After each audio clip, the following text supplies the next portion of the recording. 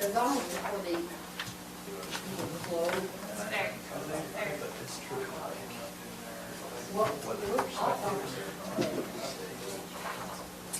I'm trying to find it. It's, Are you ready to begin? trying to remember who it is who sent it to me the first time. Yes. Okay. Did all of your emails get resent? Because None of mine came back. Yeah, I think I still lost some. I swear I'm deleting the same ones I've deleted last week. Oh, I did that too, but then I'm But the missing some new ones, yeah, the ones that I'm like, Yeah, that you needed.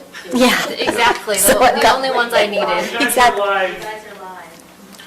Well, it is a work Thanks, session, Karen. so I'm working on it. So we'll go ahead and begin the work session. Our first item is Tina Cannon, County Council review of grant application. Is that this Yeah. document? So it's Okay. ready to go out live to the businesses, but if you guys want to go through it and see if there's anything else, if you want to send me any additional questions. Davis County has announced they are doing almost 30 million in theirs. We don't have that kind of money. Maybe if we can do 1% of that amount. So are you intending this for the funds from CARES funding? Is that what this is So it'll intended go for? all three, it'll go through the same, it's the same basic structure. Bear grant. WFRC and. So WFRC has their own, Not WFRC, sorry. So it's whatever's left over in CARES, no, in Bear. CARE, and then the CARES. So I haven't seen the application on the.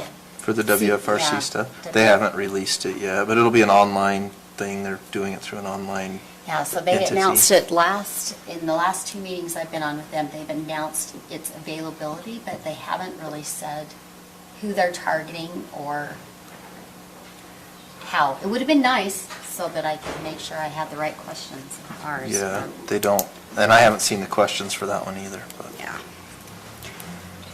So, So, as I read the CARES funding documentation, there's certain criteria, and it has to be need-based. How do we determine the need-based? And I guess there's some questions here that would help determine that. yeah, so I tried to structure it so that the questions would indicate, I finally came back to it's best if they indicate it and then to leave the questions open-ended and how do they have the ability to show that through an independent source? And if I put that requirement on them, then I don't have to come up with every possible scenario that they could find it from. So in talking to several businesses, whether that is your rent contract, your mortgage contract, your prior sales tax reports, future sales tax reports, and what those percentages are in between those two, it gives you the opportunity to uniquely structure every application for that particular business and how they were impacted. It's difficult, especially if you're a retail business and you've got sales tax reports that show what you would have done in the prior period last year at this time, then you're able to show the impact. But if you are a new business or you are a business that doesn't collect sales tax, but you have contracts, as in the gyms, especially the new gym that had opened in Mountain Green just before all of this, you can show loss of contract for students, memberships, those types of things that you would be able to independently verify, even if you did that randomly through calling who they would list as a lost revenue source. What is also difficult about that is I know that some businesses, their customers or their clients, members, didn't ask for a refund of fees, but not in every situation. So there is a portion of this that has to be dependent on people being honest, which at my age, I have very mixed emotions about. I might be a little too jaded for this. Okay. I don't have additional questions, but there's just a few. All right. What were your thoughts on timeline of this? Because my thought was I'd like to see the WFRC funding and that application go out, and I'd like to see what the response is to that before we release anything additional. Because I hesitate to go out there and say, hey, there's all this funding available. This funding comes with a lot of strings attached. And if we Yes. dole it out incorrectly, I'm afraid we may be on the hook to pay it back. Yes, but it is, sorry, on the record. This is one of those areas where the strings attached to it are on, the proof of it comes on the business side of it, and the application side of it on the business more than it does on the county's portion of it. So you have to show the due diligence side of the information that you sought, not necessarily You're not verifying the accuracy. exactly of the information. accurate, so it's not, you're not the auditor per se. Where all of the other 4 areas that you can use the money for, I think those are going to be subject to the verification, which is why I responded back to Stacy, I think, and Gwen on a particular one that I saw. For other areas like the plexiglass that we're using in the building, those types of things, we probably ought to be keeping an independent record of what those are and how they're related and documenting that as we go along. Because based on what I'm seeing, the actual expenditures that are coming through for any other way that we could use the funding is very, very limited in relationship to the amount of funds that we received. I think a good chunk of this is going to go back, especially if we don't use it for the 5th item, which is the economics for your business community.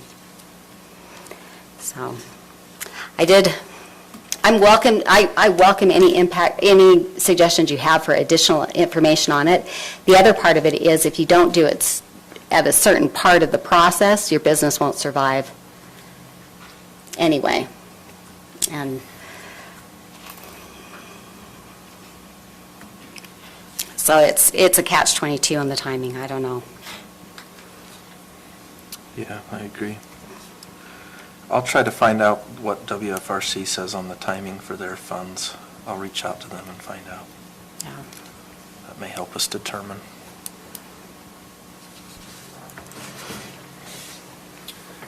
Okay, anything else that you need with respect to this? Are you Just the just looking for feedback. input on the questions? Just on the feedback. While we're at it, tomorrow morning, there is a business, I should find the guy's name. We are scheduled for everybody who doesn't have their teams put together for the COVID Classic this Friday. At last count, there are still 12 spots available for teams for the Chambers golf tournament on Friday. And then we have a speaker tomorrow morning. Mike, do you remember his name? For some reason, his name is leaving me. Yeah, it's,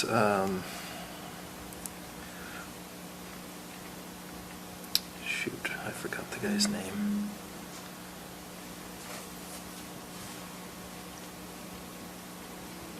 I'm looking. I should have it here. Kevin Ames, tomorrow morning. There's 12 foursomes available or 12 Yeah, spots? 12 foursomes available still for Friday. Okay.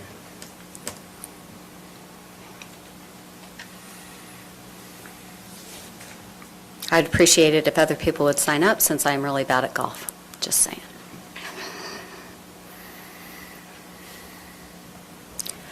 Yeah, it's the Ames Leadership Institute tomorrow morning. Oh, dang it. With, where did it go?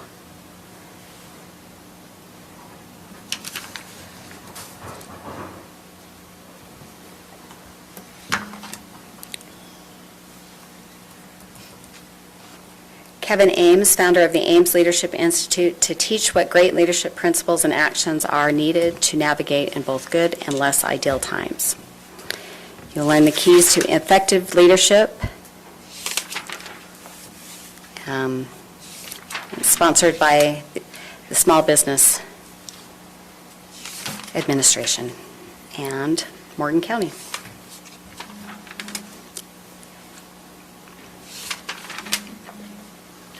Is that an in-person event, or is that? Yeah, It so is. he talked to me about the social distancing. We were originally going to Zoom meeting it, and then when we went to 50, they figured in Morgan County we would be able to keep it under 50. Is that a Dodge dealership? 9 to 1. No, it's Actually, it's here, The auditorium. the auditorium.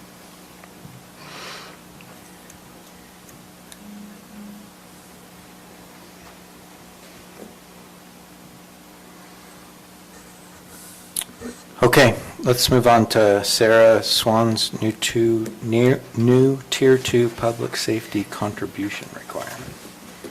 We're a little late on this, but legislature passed this year SB 56, and it requires public safety employees in the Tier 2 plan to contribute 2.27% to their own retirement. It also gives each county the option of picking it up for the employees. Every county has done this besides Washington. It's important for recruitment. It's 2.27 is post-tax for those employees. So if you look at ours who got an increase this year, it would take it right out of their checks. So the amount for us to cover it is minimal. It's $1,200 a year. So I just need to know if that's the route we want to go, and if so, I'll put together a resolution for our next meeting saying that we're going to cover that, but we'll have to submit that to URS before July 1st. So it's all of the sheriff's deputies and Boyd. It's public safety employees that are in Tier 2. Okay. So, and they're in the hybrid plan, which is the monthly pension benefit. But if you cover it for those employees, you have to cover it for the 401k employees. We don't have any employees who are just in the defined contribution. They're all in the hybrid plan. So it's every Tier 2 public safety employee, so Boyd and the officers who are in Yeah. Tier 2. There are 5 police officers, and Boyd is the only firefighter. Yeah. So there's 6 total Correct. that you would be covered? Yep, And that $1,200 is for all of them combined? it is. Yep. So it's 200 a person, basically, for the year. It's 200 minimal. a person? Huh? 200 a person? Or About. I It's a thought you li- meant probably a little 1,200 bit a more piece than when that, I was but for it. no, that's the total cost to the county for the year. It seems minimal to us, but to the employee who gets that taken, again, it's post-tax. It's a weird IRS thing. Typically, you would think that would be pre-tax, but it's not. So it's a big deal for them to have it taken out of their paychecks, obviously. So I think it's important that we cover it. And again, like I said, I think it's important for recruitment because it's so competitive and it's so hard to get officers. That will be a big deal when you look at somewhere like Weber County who's going to cover it, or any of the neighboring agencies. Yeah. I would support covering it. I would as well. I would as well.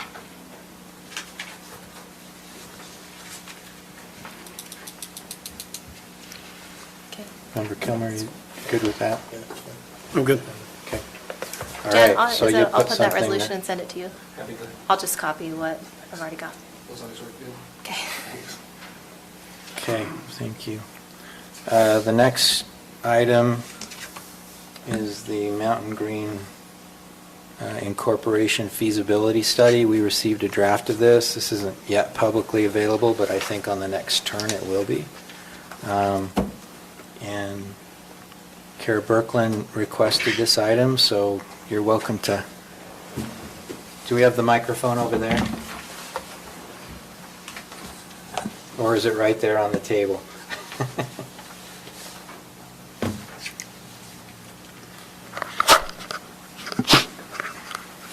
Is it okay if Dallin actually comes and talks to you guys? Sure. Is that all right with everyone? Sure. Thank you.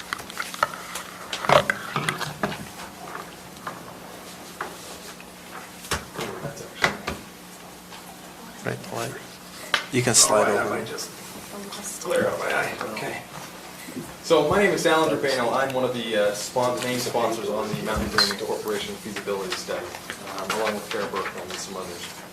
I appreciate the committee letting us come and address some issues, or at least ask some questions today about the study, and some of the impacts the current tax code and things are having on that study, and some ambiguity in the messages we're receiving. The feasibility consultant in this case is Susan Becker, and she's having difficulty consolidating the costs that would for in the study with the tax code before and after incorporation and things like that.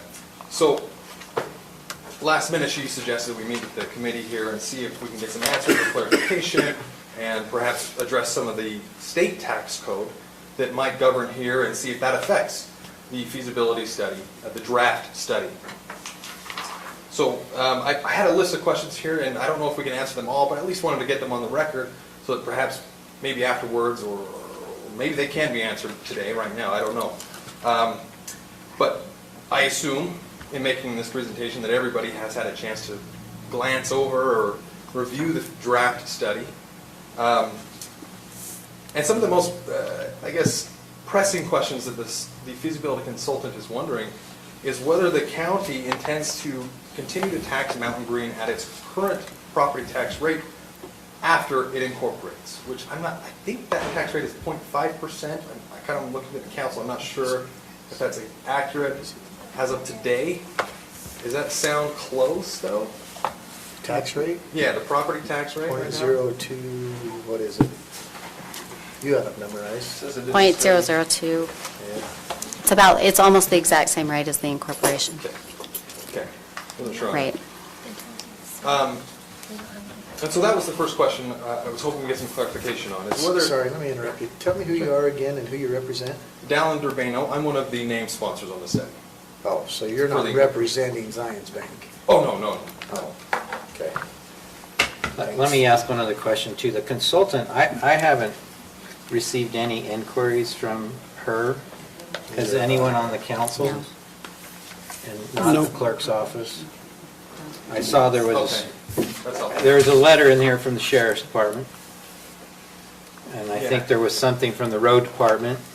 Okay, And my understanding, just so you know where I'm coming from, she's been contacting us as one of the contact sponsors to kind of give an up-to-date, daily, here's who I talked to, and so her numbers, as she's explained, are based on what the sheriff's department has quoted her, as well as some other individuals that she's talked to. She looked at tax rates for local, other cities like Erda, and I think she spoke with the city manager, Ty, his last name is escaping me. Bailey. Bailey, thank you. So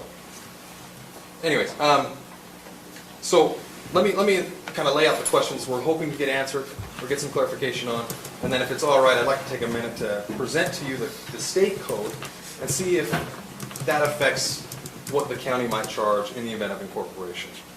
So the first question we're wondering is does the county indeed intend to tax Mountain Green if it incorporates at the same rate it currently is? And if so, does the county intend to stop providing municipal type services to Mountain Green or potential Mountain Green residents? I hope you understand what I mean by that. If the city incorporates, What municipal services do we provide now that you think we will no longer need to provide? well, I guess that's what, so according to the study and under the state code, municipal type services, as I mean it, includes things like sheriff, police services, public works, and other things like that. Right now, I think the draft study quotes a fee of around $1 million. I think it's $920,000 a year to continue providing those services to potential Mountain Green residents. And there was some confusion on that because and this is where I guess the feasibility consultant needs more clarification. If Mountain Green incorporates, but no longer receives these municipal type services provided by the county, which it currently is, as of today, does the county intend to continue to levy taxes against Mountain Green residents, even though those services are no longer, for those services which won't be provided after incorporation. Does that make sense, the conflict they're having? Well- I think I understand your question. I understand, yeah, I understand the question, but that tax rate is the same across the county, whether it is incorporated or non-incorporated. It's the current tax rate within the city as well. So, and I think the difference is, Sorry. what you're talking about here is level of service. Okay, and so Morgan City is a good example of that. We provide a certain basic level of service, right, countywide, that includes police, but Morgan City chooses to have a higher level of service, which includes a dedicated officer to the city. Okay. So if you're talking about two different service levels, yes, there's a certain level that all residents of the county receive of services from the county. Some of those services might include things like even our offices here, our clerk and auditor's office, our recorder's office. Those are all part of services that every county resident receives, no matter where they live. But if residents of Mountain Green, if Mountain Green incorporates, want a higher service level, then they would pay for that higher service level. Now, that's actually very helpful. The consultant's, her understanding is that the county would provide no further services. But from what you're telling me, Vice Chair Newton, is that the county would continue to provide a base level service, but that could be increased if Mountain Green residents elected or chose to increase that service? Is that what, am I understanding? I don't want to put words in your mouth, I'm just trying to understand if that's what you're saying. Chair, can I interrupt? Sure. I'm very uncomfortable with this conversation. We have an individual that's just a resident that's talking, saying he's asking us questions for this consultant, because this consultant doesn't understand. Why wouldn't that consultant come and address those on their own? If he wants to talk about these questions on his own understanding, I'm fine with that, but not under the guise that he's doing investigations for a consultant. Why would they hire a consultant that isn't doing that work for themselves? So the consultant is, this was done at the request of the Lieutenant Governor based upon a petition for Correct. annexation. And that's why I asked the question if anybody had received any questions from the consultant, because we haven't. So I don't think we're going to be able to answer your questions. If you want to tell us what questions you have as an applicant, that's fine. But the fact of the matter is, we haven't had a discussion as a council to address any of the, at least the first question that you've raised. And then, and furthermore, this entire document, other than getting a draft copy, nobody on this council that I'm aware of has had any input whatsoever on it. And so to question us about what's in it, the consultant put this together. We didn't. We didn't provide these numbers. We haven't been part of this process at all. And you couldn't bind future councils anyway, so if you answered his question, said, we won't tax you, you're going to have a new form of government January 1st, a 5-member commission, they get to do whatever they want, so I don't see how that answer would even help. It couldn't be accurate because you didn't know the future. To me, this is leaning a lot more political than it is actually a legitimate conversation on a study. So I just feel uncomfortable with it. So, from my perspective, you can tell us what your concerns and questions are, but we're not going to respond to those. And if the consultant wants to contact the county directly, then we'd certainly try to provide the information that we can. But some of those decisions, depending on when incorporation occurs, Jan's right, we could answer them now and they could be different then. Sure. So. And I can see where you're coming from on that. Whether there's a new form of government in a short amount of time or not, the state code will be the same to my understanding. And if it's helpful, I can actually present to you as an individual and as a sponsor. You're right that I didn't, and I'm not named in this study, and I can't ask questions on behalf of someone who's not here. But as a named sponsor on that study, I think I do have some right to understanding and the implications and some of the reasons You for the can study. ask me any question you want from And- your standpoint, just when you say the consultant doesn't understand, Yeah. let her speak for herself. Yeah, absolutely. Just- That's a very fair just point, and I'm happy to make Ask that any question you want, clarification. we'll answer what we can, but just on your own. Yeah, no, I appreciate that, actually. So I'm happy to do that. From going forward, I'll be sure to present this as, for my sake, for my clarification as a named sponsor, a potential resident of this new Mountain Green City. So that's something so there's the first two questions there. I'm also wondering if, well, actually, I don't know if you can answer my question, Commissioner Mittens. Will the city provide a base level of service, sheriff, public works, et cetera, consistent with what it's providing now after incorporation, or is it in, can you speak? I to don't law know the on answer to if that. that's- No, okay. I don't know the answer to that. Okay. If you can, I'd ask you to look into that, and I'd be curious for an answer there. It does affect the study. Well, Don, I'd caution you on that because the sheriff is an independently elected representative for the full county. So the question is every bit as relevant to ask the sheriff directly that question. While we set his budget, how he spends that budget or how he administers law enforcement across the county is really under Blaine's prerogative. And it's going to depend on the service. So the county recorder, there'll only be one county recorder in the county, and the county recorder will continue to provide those services. There will only be one county clerk. With respect to roads, it may be that upon incorporation, some of the roads in Mountain Green become Class C roads, meaning that they're owned and maintained by the city, and others may be owned and maintained by the county. Old Highway may continue to be a county road, so the road department would continue to provide road services on Old Highway if that were the case. And Rollins Ranch Boulevard might become a Class C road maintained by the city if it were to incorporate. Sure. So there's a lot of variables in what's being proposed, and this council hasn't previously been asked to even review or consider any of those variables. I wasn't aware of that. I was under the impression the council had been approached, or at least some members of the council have been approached with this issue or these questions.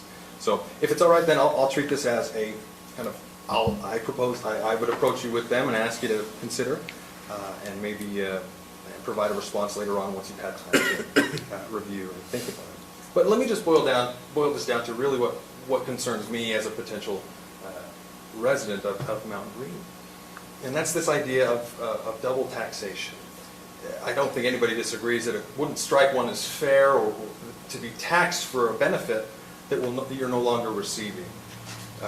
If it's, whether that's entirely not, or just a reduced amount of service, that strikes most individuals as, well, that doesn't seem right.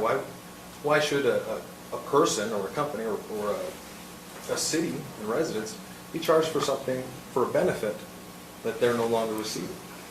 And that's what I was hoping to get clarification on. So for now, understanding what the committee has been approached with on this, I present that to you as a matter of first regard. Then please consider that, and hopefully we can come to some understanding on that. Because as it stands right now, according to the draft study, there appears to be double taxation going on, in that the tax rate stays the same, but the services are either eliminated or reduced. And so you're losing that benefit while keeping that same tax rate on Mountain Green, potential Mountain Green residents. Don, having reviewed it, I really struggle a little bit with that.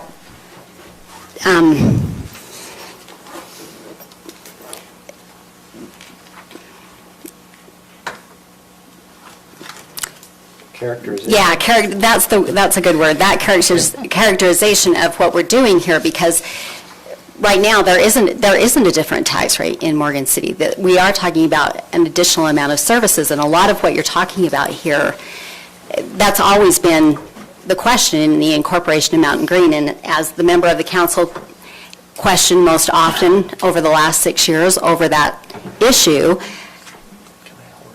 it's been one of the reasons why the incorporation is a difficult question. Most cities are not funded based on property tax. They are typically funded through a sales tax.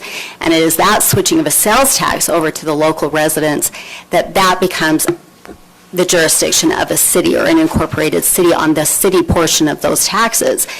And that is typically how those increase in services are paid, because there are no longer services or taxes submitted to the county, but then submitted to the incorporated location. That's why at a town center or an incorporated, a sales tax source in Mountain Green is so vital in order for Mountain Green to be successful in an incorporation process, and why the town center area, all of those things had such an impact on the question of whether or not Mountain Green should incorporate. So to say that we're double taxing based on a property tax revenue isn't really accurate, because those revenues are not necessarily used for the very same things that you're talking about in an incorporation. So I struggle a little bit with that classification. If you want to talk about a dual taxation in services, we can talk about the individual services that are provided through a fire district versus the county fire department or wildland fire, and how those things are divided through this process. You have to go very, very specific. Budgets are not just an overall view. You have to be able to talk about what the specific service and how that service is funded, county versus city, before this conversation becomes an overview. If you characterize it as, boy, county, you're just being greedy, that's been part of my concern in the whole conversation, and when the incorporation conversation started at your parents' home, to tell people that if we incorporate Mountain Green, that you would not have to pay county taxes is just inaccurate. Whether you incorporate or not, those taxes or the services provided through the county will still exist. So be careful in how you characterize this for the community that has to make the decision. There are reasons to incorporate. They aren't necessarily, and will never be, to avoid county taxes because of the service levels that are already provided through the county and that will stay provided through the county, whether that is your elections, whether that is an overall sheriff or a recorder or an assessor or the attorney. Those services will stay. And the majority of what we pay for at the county are employees that provide those services. I can see where you're coming from, I really can. And without more detail on what the current taxes are being used for, and like you said, being specific into what departments, et cetera, again, I don't have those answers, and I hope that was something I could get tonight to better understand where those are going. But Real quick, To- if you yes, want of course. to understand that, Chair, with your permission, it is a work session. As Tina pointed out, the sheriff's here and the sheriff understands how the services for his department are funded. If he would like to take time to explain that, we could do that. Sheriff, would you like to do that? You can think about it a minute. The one thing I saw in the study that addresses this issue is on page 12, that talks about the double tax burden imposed upon Morgan City because the county doesn't distinguish between tax rates. We just do everything under one tax rate as opposed to countywide services versus municipal type services. And we don't make that distinction as I understand it presently.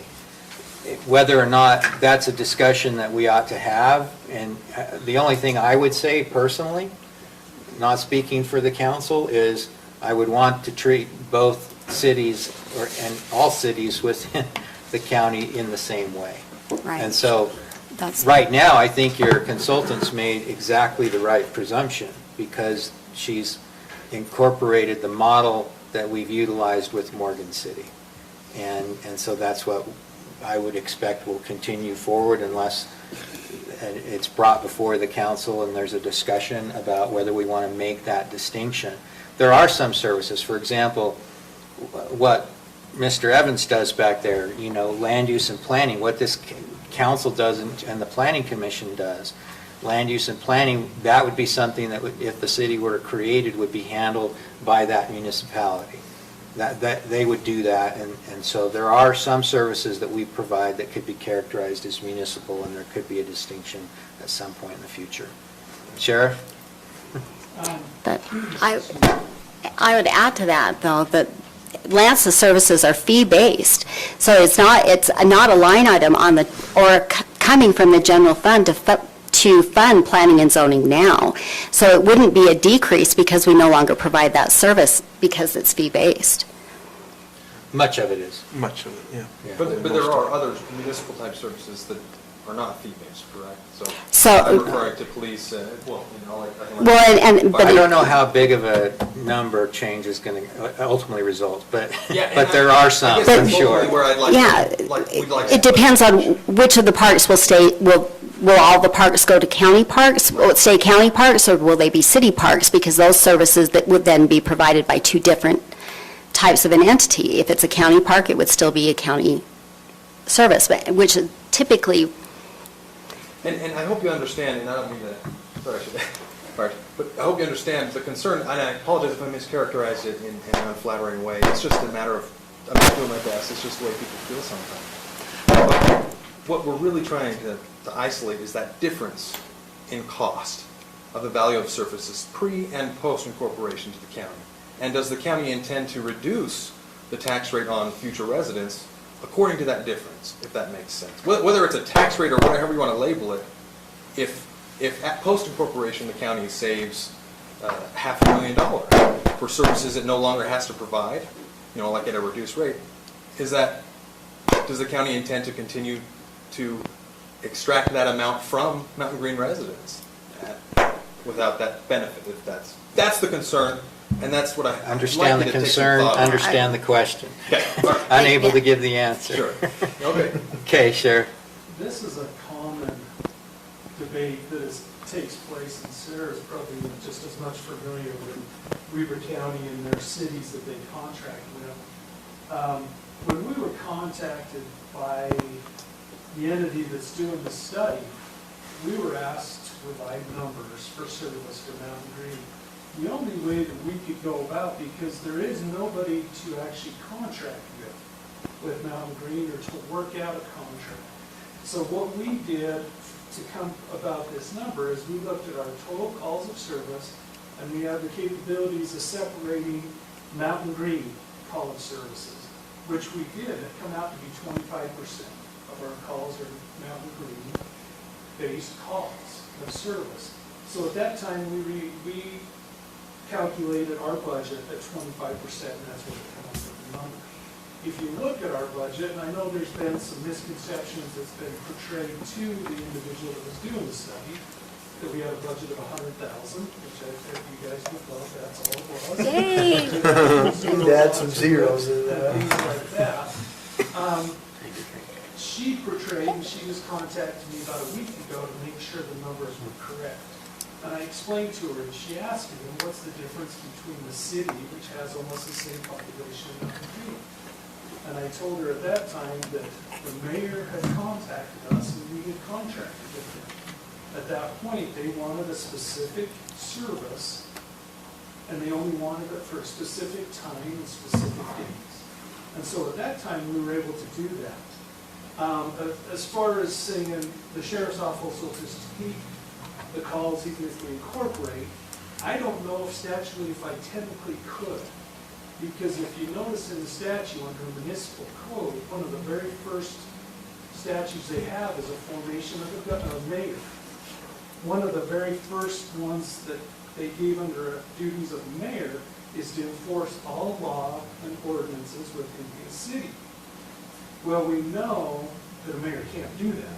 So the next code right behind it actually gives him the ability to either form a police department or contract with a licensed law enforcement agency.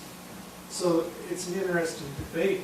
You know, if Mountain Green chooses to incorporate and if they go down that road, that's a discussion we would have to have at another time. What form of service would they want if they chose to go with the sheriff's office and with the county? There has been some things that have been portrayed to her that, you know, they could provide a police department for $30,000 to $50,000 a year. But we all know. They almost pay for training. Close to what could. So at that time, if they chose to and they set up their government, then we would be able to, because technically, all we could contract with is a mayor, because that's under his responsibilities. under state code. If I may, Sheriff, do you know how many, I honestly just don't know, so I'm genuinely asking. Do you know how many calls per year on average? 25%, you're looking about 3,000, 22 to 3,000 calls. Not really. And that's the, so 25% is 3,000. I would say, you can't quote me on that, No. it's just off the top of my head, just thinking, it's about that. And how many are in the city? The study says it's about 4,000. Under that study, it said that animal control is also provided with the city. It's not. It's a separate contract, totally yeah. different contract. Yeah. Without the number. So the 4,000 that he indicates, that would probably indicate also the animal control that is a separate contract under those calls, but we would be able to go look at it, Wayne, right? Just, We would be able to differentiate. I would, there's not all that many animal control. so I know it's a debate over, sorry, your questions, but I know it's a debate over whether or not you would provide the services, but as a resident in the area, I am curious. Does that mean you don't provide law enforcement within the city because it's up to the mayor to enforce it? If I understood the sheriff correctly, what would have to happen is that the incorporated city would have to contract with the sheriff's department or another authorized provider or form its own police department. And then the But you do county that could in- make an independent determination to say, all right, we're going to make distinctions between municipal services and other general services. We will continue to tax the residents in Mountain Green for their general services, but because they're providing their own police department, let's say they form their own, we're going to begin to make this distinction and not tax them for that component. And that's the way I would understand it, because otherwise, but they could do it with contract with others. I mean, there's lots of jurisdictions that do that. And Salt Lake County has quite a few jurisdictions that contract with the county sheriff department. Weaver County is probably one of the biggest in the state contracts with municipalities. Yeah. To do their- I really think the only thing the county can do is make that distinction in terms of the taxes charged. But there is not that distinction now, is the As question. I understand, at least that's what this says. Yeah. I Yeah, the frankly, municipal So, service. so there is an increase in service provided, but the basic level of service, there is not a separate contract that exists at this point in time between Morgan City and the county sheriff. Mr. Chair. yes. Okay, so I didn't know what to expect when I seen this on the agenda. I assumed it was going to be a pro-Mountain Green Incorporation. I didn't figure it was going to be a question and answer thing. The thing that's got me confused with this is when we first got this deal, it said that this is not a public document. Personal opinion, I want to terminate this conversation. I want to get this to be a public document, let people look at it. They have no idea what we're talking about. Get all the entities involved, let them get their numbers, and get the road department and the fire, and get everybody here as a group and talk so that we can answer the questions. Personally, my personal opinion is we're spinning our wheels going nowhere. Because we cannot answer his questions. And I think we're just wasting our time, but that's my opinion. Okay. If I may, there are specific reasons why we have to do it now. Though I can certainly understand where you're coming from, Mr. Hansel. Under state law, the feasibility consultant only has 30 days to make adjustments to the study. So, according to what Then you time's said- ticking. Well, it's almost out, and Right, so that was my fundamental question. If it becomes public and published, then it's set in stone. And if it's inaccurate, but set in stone, then that wouldn't be fair to the residents and those who might want to incorporate, right? Why would she not have reached out to us at this point if the time's almost up? That doesn't make any sense. You know, I can ask her that question again, but I'm just gonna, I don't want to be here to speak for her, I'll just speak for me, Sure, but. that doesn't make sense. Honestly, it doesn't to me either, and so I'm not sure Quite frankly, I didn't get it. like the, So- burden she's under or her. I never her did get a constraints, copy of it. Or why. I she have it can't, now, so. but I got it from Kara, not from, But that's actually, Ms. Swan, that's actually helpful for me because I was under the impression that she had been. No. So that's helpful to understand, okay. I got a draft of it, and it was almost 30 days ago that we got a draft, and I thought it went to the entire council, but I've seen the draft from that Yeah. Jeremy said, but we got it from RT. So recognizing that we really can't answer the questions in a work session in any event, and it would probably require a more robust discussion. The fact of the matter is, I don't know how to, it indicated it was draft, it indicated we could make comments. So if there are any comments that the council wants to provide to the consultant, they should provide them to the consultant. The only thing I saw that I think is technically incorrect is that there are 2 parks in Morgan County, or in Mountain Green. There's Kent Smith, plus isn't the Phase 1 park in the Cottonwoods still owned by the county? Yes. Yes. So I think there's at least 2 parks. So do you know what the Phase 1 park is in the Cottonwoods? Yeah. So it's just It's- the one you, right there at the entrance when you come in. Yeah, Is it? yeah, into Phase 1.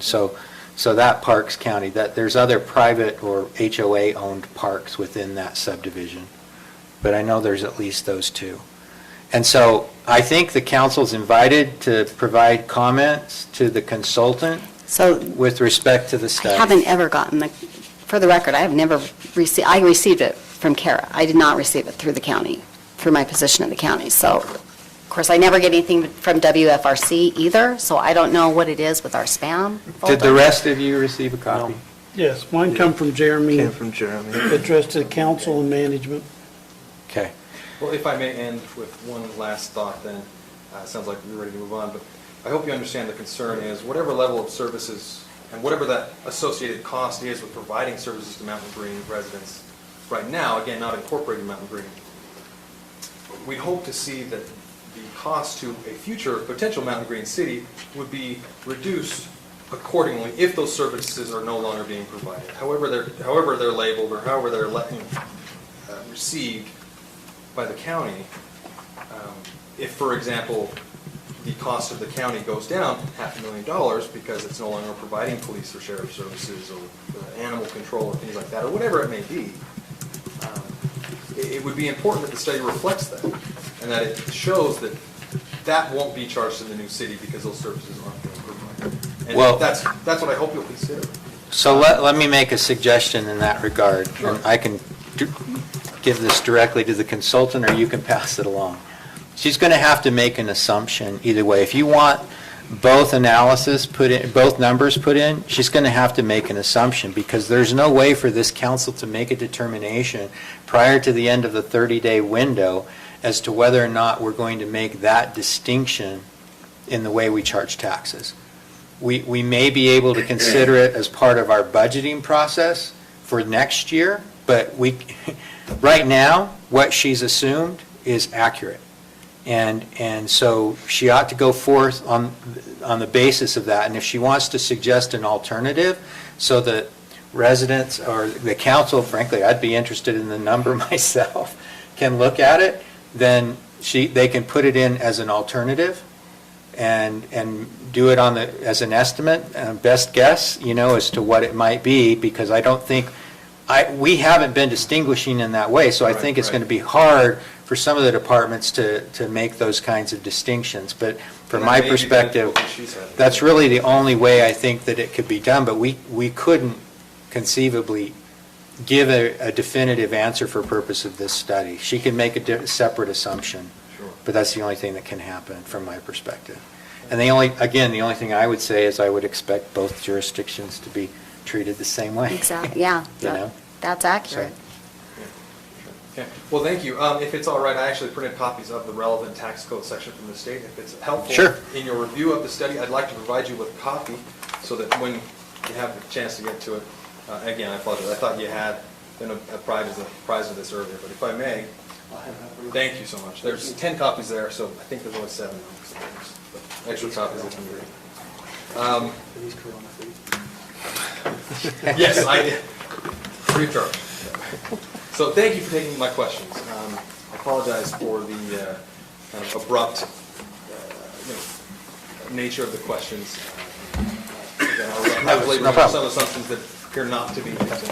No, I appreciate you coming. It is something that, again, I think if council members have comments or directives to the consultant, you should provide them in the next couple of days. And I think we could send them back through Jeremy and/or Stacy. And just so you're aware, I'm actually going to reach out to her after this and have her contact you. I honestly wasn't aware of that, so I'll encourage her strongly to reach out to the committee here. Yeah, and I would say there's been no contact. It's just that we received a study and it said, you've got 30 days to look at it, and if you have comments, and if we don't change it prior to then this will be the way it is. And it may be that most members of the council's read it, said, looks like that's the way it is. So. Right, why would you think that? Okay. Well, thank you for taking my time. You're welcome. Thanks for being here. Okay, that concludes the work session items on the agenda. I know that at the end of the business meeting, Member Kilmer would like to have a closed session to discuss personnel. And potential contract. And a potential contract.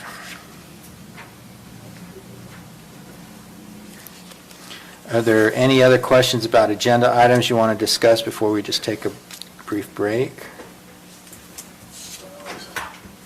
Having a hard time differentiating between them, there's so many of them on there. Okay. Can't keep them straight. You want me to see how long we can keep us here tonight, don't you? I know Sarah wants to leave at 7. Sarah asked last night, So- and I said, I'm not giving you an answer because I'm not jinxing this. Okay. All right, we'll take an 8-minute break and start our regular business meeting at 6:30. I see no reason why we can't get here. I just told Robert completely. So do the scouts, We don't. are you just here to watch? Here to observe. Okay. You're done observing? We're done for now, we gotta go to troop meeting. Okay. Thank you. We weren't sure if you were observing or if this was a peaceful protest. That was good. That was good. Positions and things like that. Hey, did you get your degree from Utah State? So you and Carrie both got your degrees from Utah State? No, apparently. And neither, the Fort Moore. It's residential development. And he got It's basically the same as what's Rollins Ranch. right? registered one quarter back then.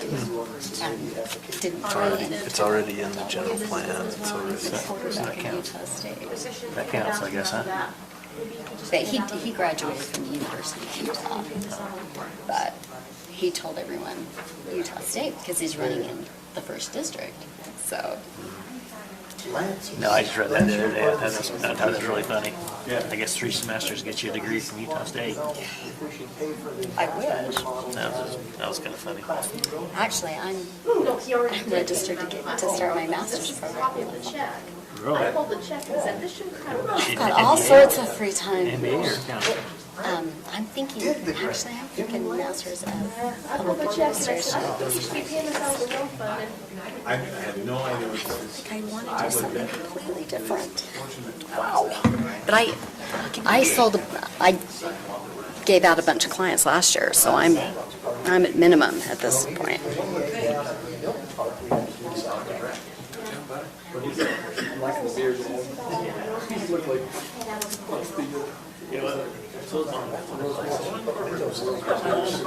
talked to Darren.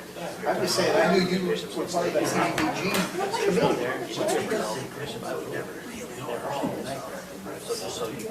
So when I was talking to you, Darren, I should try to stay graduated. but I did remember the other stuff. Yeah, I missed a phone call on my way down here. Is that I just gave you heads up on the closed session, so you know what we're gonna be talking about. But I forgot your information, it's not as big as that dog, so it's gonna be pretty mild. So I just didn't want to spring it on people blindly. Sure. I thought it was. You, I wouldn't have cared about. In fact, you are gonna get some sprung on you. But yeah, that's what it was. Don't be dumping my drink on me. Don't waste a good Mountain Dew. Yeah, I guess. Were you just sharing a drink over there? What was? He said something about his Mountain Dew. You don't want to ask. Don't ask questions you don't want to know the answers to. I feel like it's getting weird too. Comments from design, do you want a paper? I did, and then they disappeared. Then they came back. Oh, yeah, okay. Well, here's a paper copy. Yours came back. We can't hear anything. Yeah. Well, Is, You know how discouraging it was, like, is yellow R120? down 30 I'm just looking at the Which map ag. are you on? Well, this is future land use Yellow map. there is, So what is this one? They came back 30 times and then 30 times. They said, I know, and so they want R120, is that, R120, is that the village low density? Okay, no, that's what I'm asking, so, because I can't find this, I can't find the little indicator. Huh? yeah, so it's in village low density. We better confirm that one. Well, the zoning right now is agricultural. Well, I know, that's what I'm looking at. So there's the zoning. One day I was listening to, like, Mike and I were having, Well, yeah, that's what I was asking, so that's why I was just checking to make sure this matched our maps. So this is part of our future land use map, to change that to R120? Is that what village low density is R120? Village low density could be any number of zones. R120 is one of them. Okay, well, no, that's why I'm just trying to, It can be more, it can be, It could be anything. it could that be meets higher that kind of density than that, intent. right? It could okay, be well, that's what I'm just trying to clarify. Yeah. R112. Okay, well, no, that's just what I was trying to Isn't clarify, Rollins Ranch R120? looking at all of this, Some okay? of them are. So it's the same as its neighboring property, what they're asking for. what Mike's saying. This is Okay, Zion's comments from the what? for the, this is Zion's Bank's comments on the PID. So how low can It's you the go same. with our one? Well, that would be up to you guys. The general plan sets a wide parameter. It says village low density residential. So anything, any of our zones could implement that vision. Village low density. Village low density. So in this case, half acre lots, great. We could do 8,000 square foot lots if we wanted to. Could we do multifamily? Probably not. We definitely couldn't do commercial. But it's kind of a range at the general plans. It's, you know, The old house was up on the hill. Yeah, they tore it out. Why are you giving me papers, Lance? and this is just the PID comments from Zion's Bank, which Most of the comments I read, I kind of agreed with the Zion's Bank. I think they're good, I like it. I just can't afford it. You're a family group, you can put them wherever you'd like. Yeah. I think, These guys printed that. well, and then he did it in the blue sticky notes, so I had to copy and paste it. you can convince all the people who called and complained to me about the soccer today. Anyway, Do you know how many people Thank you, were Lance. not socially distancing at the park today? A lot. May 7th. Yeah. Study your whole, you got that on May 7th. I personally am Oh, thanks. Gwen sent it to Jeremy, and then Jeremy sent it. getting my heritage. That's how I got it. Serious depression, this is.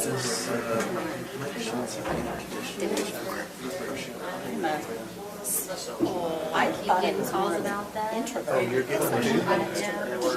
It's all done now, up right next to his house. That would be state grant or what? I haven't checked the code, but I believe Newton is one of the. But I was, because I didn't really buy it. Well, that was one. But I could be wrong. Listen, That's all I'm asking is, No, I don't think so. I didn't think he I don't roll because that I don't way. remember a conditional use permit. You don't roll that way? no. He's not doing it now, but there's a huge pile over there. When I talked to you, I didn't. After I talked to you, I called him and he informed me of the other one. Like to see Krieger. But I just wanted to confirm with you before I said something to everybody. He said,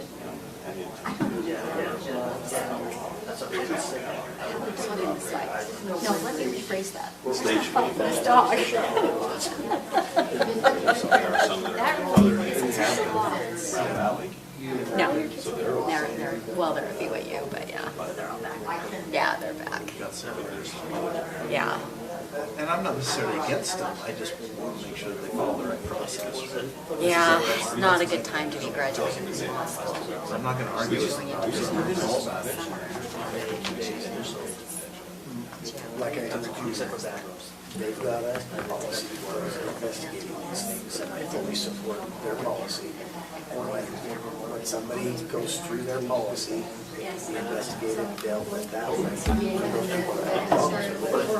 But I'm not prepared to tell them, I know this is your policy, but for me, change it because I got pushed to that. Number one, I don't think they can follow those policies. I have rule or ethics or something to back me up. United States Senate. You can just throw it away, trust us, we already opened there. It's likely, it's just his annual report. No,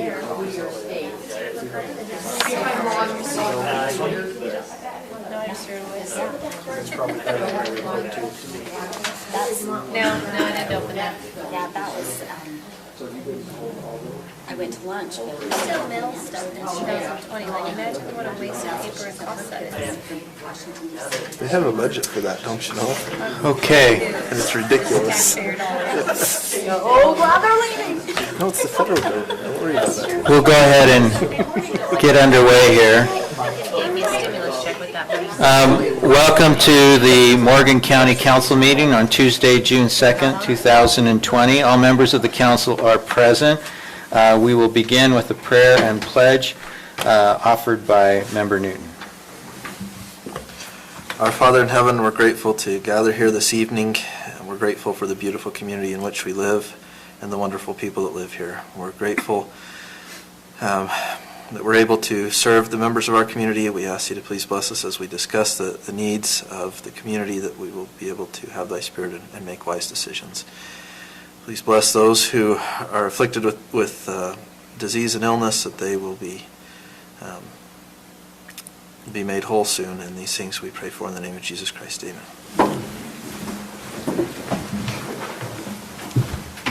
I pledge Allegiance to the flag of the United States of America and to the republic for which it stands, one nation, under God, indivisible, with liberty and justice for all.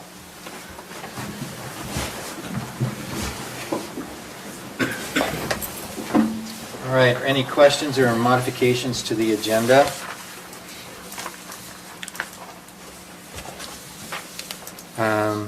If not, is there a motion to approve?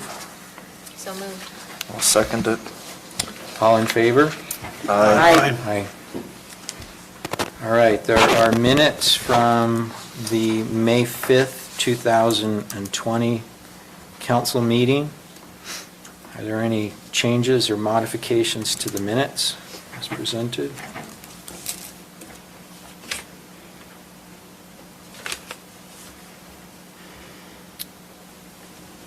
If there are none, I'll take a motion. Chair, I make a motion to approve the minutes from May 5th. Second. All in favor? Aye. Aye. Okay, any conflicts of interest that need to be declared? We've We got got, another we got 7 minutes for the 19th. Oh, there's another one? Oh, you're right. Minutes for May 19th. Any comments or changes? I had one just spelling error on the third page, where it says Member Newton moved to approve the Robert and Arvella Cox subdivision. It says "ant" instead of "and."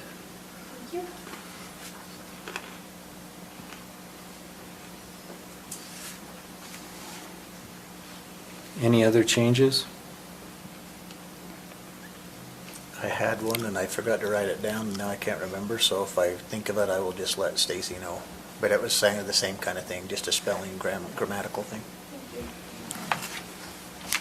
I'll move to approve the May 19th minutes. Second. All in favor? Aye. Any opposed? Okay. Now, are there any conflicts of interest that anybody would like to declare? Okay. All right, we have an opportunity for public comment, which is actually in-person public comment. We haven't had much comment for a couple of months. Is there anyone that would like to make a public comment? For no other reason, just old time's sake. Yeah, you should get up and just talk. Do you need me to time you, Tina? We haven't had that clock out in a long time. We're not even sure it still works. No, we're Am not. I just appreciate you, really, tonight especially. I was disconcerted to see the agenda change. I didn't know that the Mountain Green discussion was going to happen till I was looking for your packet information, because that's not the first agenda that went out, and I didn't get anything else from the state. So I was pretty disconcerted, and I scrambled to find the published study that I was sure had to be published, because you wouldn't be having that discussion. So I was grateful that Robert, that you brought that up, that you were talking about something that wasn't published in Roland, and that you guys handled that way, because it is very important to the citizens of Mountain Green, and it was really troubling to hear the back and forth discussion that started out, and then to have you guys follow your responsibilities and say, hey, this is if they want to approach us, they need to approach us. So I really do appreciate that you did that. All of you stood up and did that for the community. I know you guys don't get to hear that kind of stuff. So. Thank you. Once the study is completed, my understanding is that it will be public and published, and there will be, I don't know the process that well, but ultimately it will be subjected to a vote, assuming it's approved by the Lieutenant Governor first, so. A vote by the full county, or a vote by those in the incorporated area, do you know? I think it's a vote by those in the incorporated area. That's my understanding, too. So, okay. So our first item of business, Lance Evans' presentation of a continuation of a public hearing from the Planning Commission on May 14th, 2020. Discussion, public hearing, and decision on the Warner zoning map amendment. A proposed amendment to the Morgan County zoning map of approximately 8.21 acres from agricultural 20 to R120, located at approximately 4900 West Old Highway Road, Mountain Green, Utah. Good evening. I'm going to turn the time over to and take this opportunity to introduce our new planner. This is Haley Hale, recent Weaver State graduate, and she's been with us for 3 months, I believe, now, and doing a great job, and just wanted to introduce her and let her take this. Welcome to the county. Yeah. Right, so Robin Casper is applying for a zoning map amendment to change the zoning from A20 and RR1 to the R120 zone on 8.21 acres. And it's located in the Mountain Green area just west of Rollins Ranch.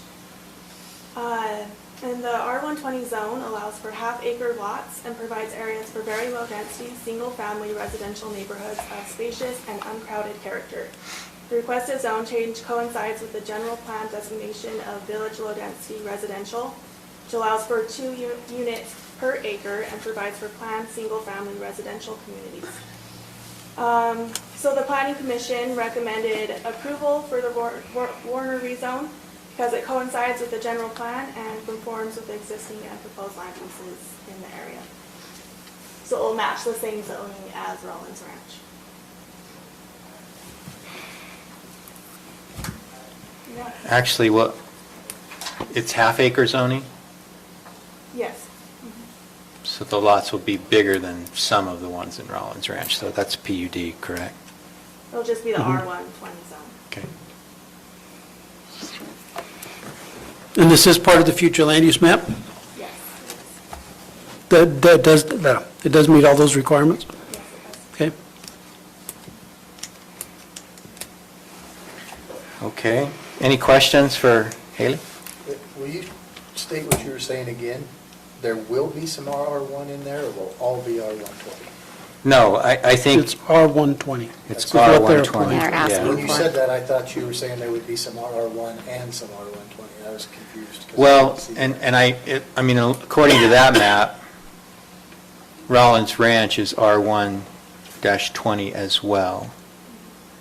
And there are lots in Rollins Ranch that are not half acre in size, and I'm That's just- assuming that's that's just the because it's a minimum. PUD. It's a PUD, Right, PRUD. right. Yeah, But even in R120, that's just a minimum size. You can do larger lots, you just can't do Sure. smaller, correct?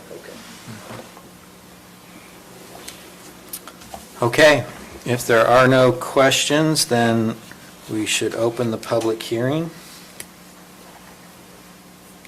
Let's go to Unless public the hearing. applicant wants to make comments first.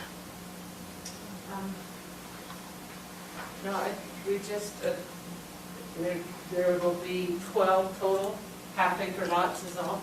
2 of them already has houses, so there'll be an additional 10 lots there. They are half-acre lots. It's according to the planning commission, according to the plan that's already there, and we just want just a small little subdivision there. Do you already have a subdivision plan for it that you're We processing? have, At least the concept? we have the concept, yeah. we have the Is it concept a plan. singular accent? This, It is a singular. I'm doing something I don't like to do, so I'm just going to stop right there. I was going to say, I'm getting into the next application, you know, so. I love it. I know, so I'm going to stop myself right there. Okay. Oh, I so love it when you give in to Yeah. to your natural man. I was just wondering. But I'll wait for the application The to next come in and step. figure it out. You have it, Lance, you have some. Yeah. You know, that's not part of this process tonight. Yeah. It's not He's ahead of relevant to the himself. rezoning. It's nice For to see- once, nice to it's see you him. if you move. Okay. All All right. right, motion to open the public hearing. So moved. Is there a second? Second. All in favor? Aye. Is there anyone in the public that would like to address this subdivision application? No. I'll move to This, close. this the re- Rezone. rezoning This application. rezone. Okay, hearing none. I'll move to close the public comment, Second. public hearing. Okay, motion to close the public hearing and a second. All in favor? Aye. Chair, I'll make a motion. I move that we approve the Warner rezone application number 20.019, changing the zoning district on 8.21 acres of land from A20 to, and RR1 to R120, based on the findings listed in the staff report dated June 2nd, 2020. I'll second the motion. There's a motion and a second. Any questions on the motion? All in favor? Aye. Aye. Any opposed? Okay, that motion carries. Thank you. All right, next item is a decision on a potential adoption of a public infrastructure district implementation policy. We received this afternoon some comments from Zions Bank, which I think would hope to be one of our consultants with respect to this.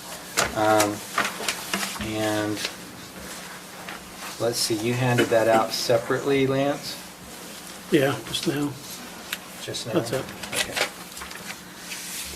All right, I didn't get a chance to look through these proposed changes before, so maybe we can just go through them. And any other questions that members of the council have with respect to it.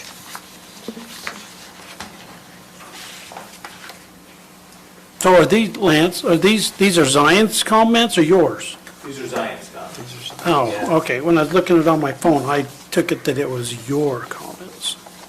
Okay. Is it any less important? Yeah.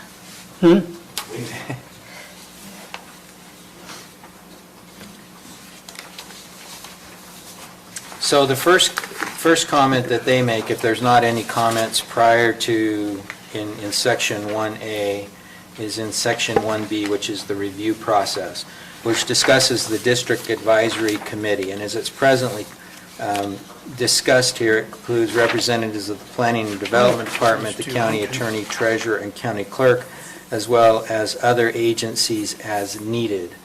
And what they're proposing, and just by way of background, this committee itself is not required under the state statute. We don't need to have a committee making recommendations to the council.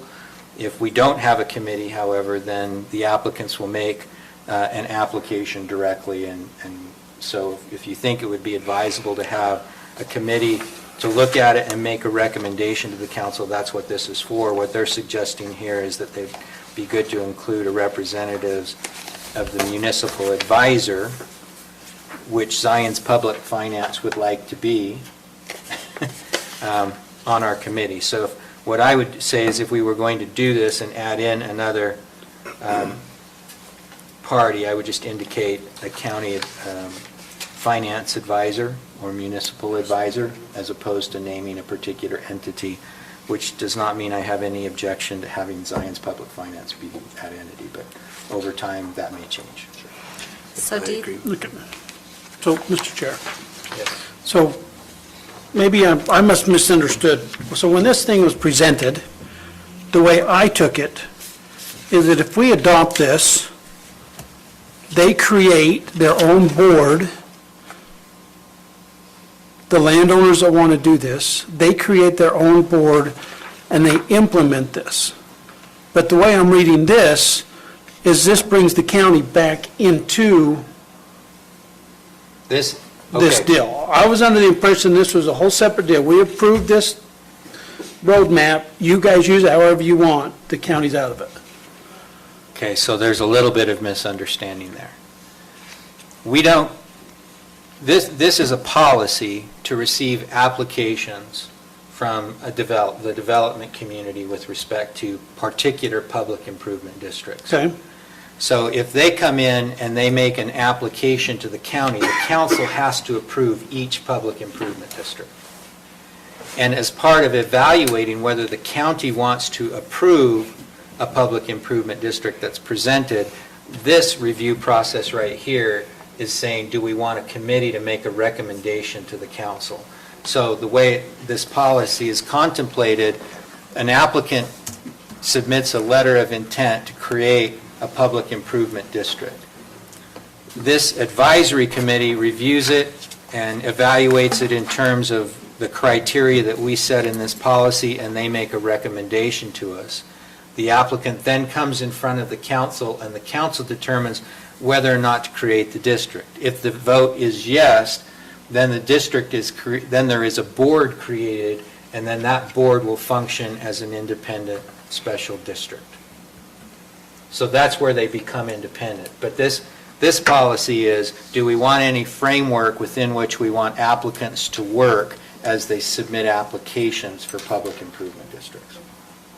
So did that make sense? Well, yeah, but where my concern is with that explanation is they present it, the council ends up deciding whether we're going to approve an improvement district, That's correct. okay? But I guess my question is, why isn't this set up in a manner that if we meet A through B or A through D, then you get your improvement district? Why are we, Because I don't believe the state code allows us to put in place an automatically occurring public improvement district. The council's going to have to make a separate vote and determination on each district. We can't just establish a policy that says if you meet criteria A through F, then your district's automatically created. It's a formal process pursuant to which we vote to create it. There are organizational documents associated with it, a charter sort of document, and then we would help create the initial board that would govern the district. Subsequently, they could be elected board members, but the initial board, the county would be involved in appointing that board. And then, once they're created, they act independently. And this is something that I actually like about it, because now you have elected officials that are putting all this in place so that there is some representation there as it's created.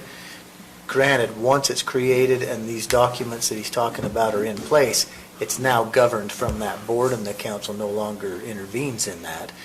But at least getting it to that point, elected officials were part of that discussion. But how do you get, where part of my concern is, I like Darrell, so I'm approving Darrell's, I don't like you, so I'm not approving yours. What's different than what it is now? What's different? Well, than that the was, but application we that just was had? what I thought the purpose of this was for, Oh. was to eliminate that part of the process. Oh, no, I didn't understand it that way. I understood it the way that Robert explained it. Okay. Well, and it is, you're right, Roland, that there are evaluation criteria and that are set forth in this policy so that we make that decision within a framework that has some policy established, some criteria established, so that we do treat each applicant on the basis of the criteria as opposed to on the basis of their personality. So now that you bring that up, that was Okay. the question that I had, was on B, the review process. If we form a committee, under what guidelines does that committee make their recommendation? What is it that they're looking for? Is it farther in this document, and I just didn't relate it to that? Yeah, Just so reading the review process. there's a review process, there's Evaluation criteria. governing document fees, and then there's criteria for evaluating proposed public Okay, so infrastructure C and- districts. C and D are all for this DAC to Right, use as part of the review process. right.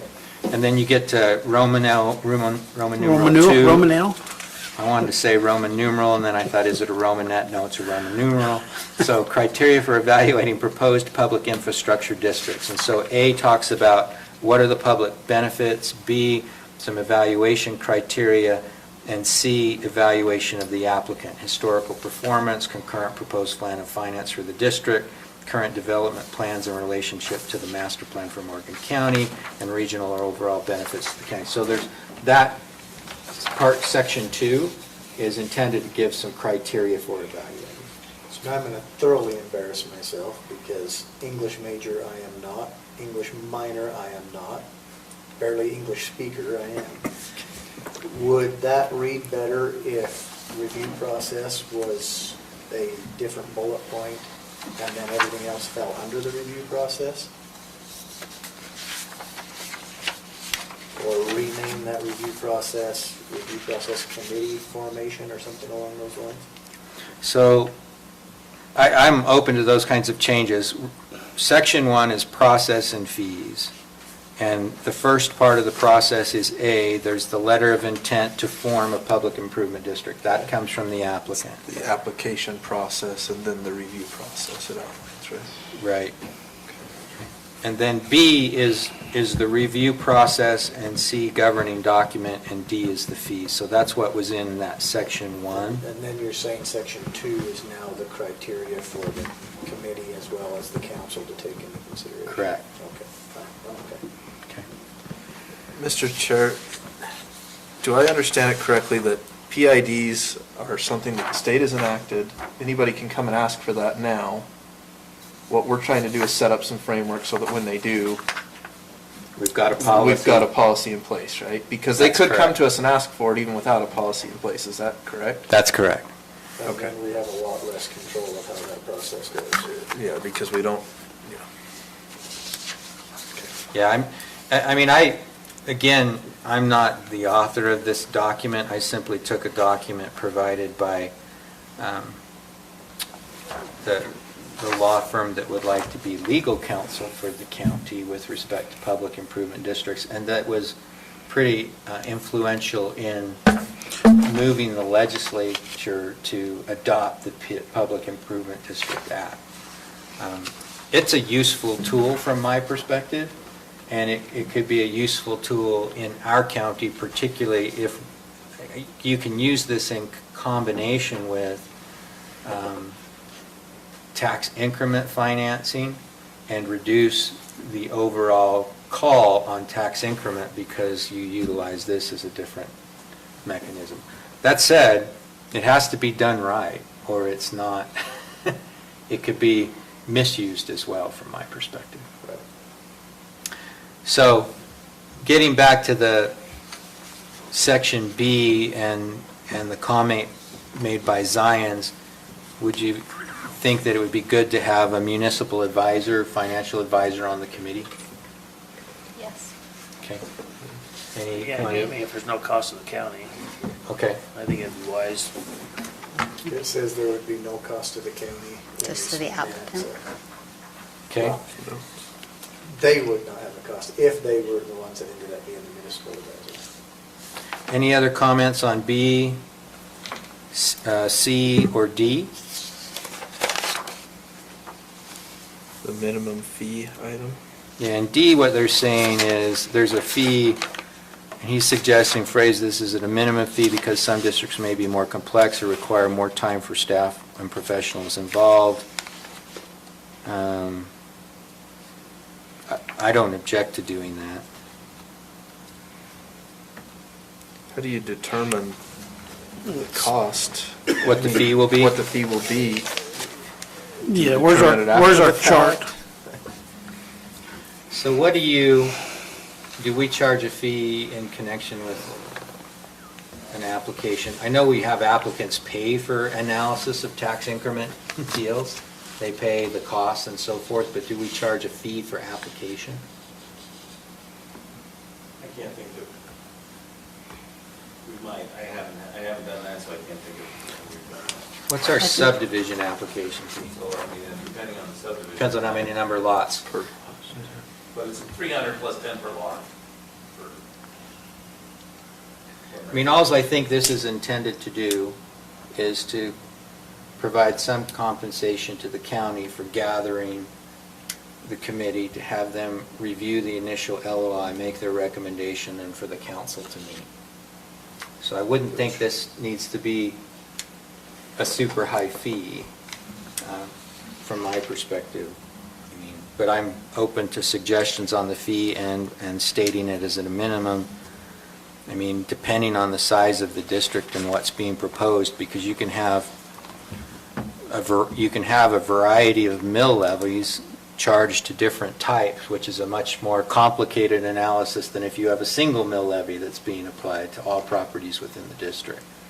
Well, I'm trying to compare it to what we've done with tax increment, and it seems like just the attorney fees alone, whenever we meet as the RDA board, have been $1,800 at minimum. Still got one I have to build a rule on for. So if this is, do you know what I mean? If we're trying to do something equivalent. I don't think we're trying to capture in this fee. No, it's the attorney. I don't think It's we're the trying review. to, Member Cannon, capture in this fee all of the cost associated with creating a PID, including payment of the professionals. This is just the application fee. Okay. We'll require the applicants to pay the other expenses. It looks Alright. like there's two fees here. There's a submittal fee and an application fee, right?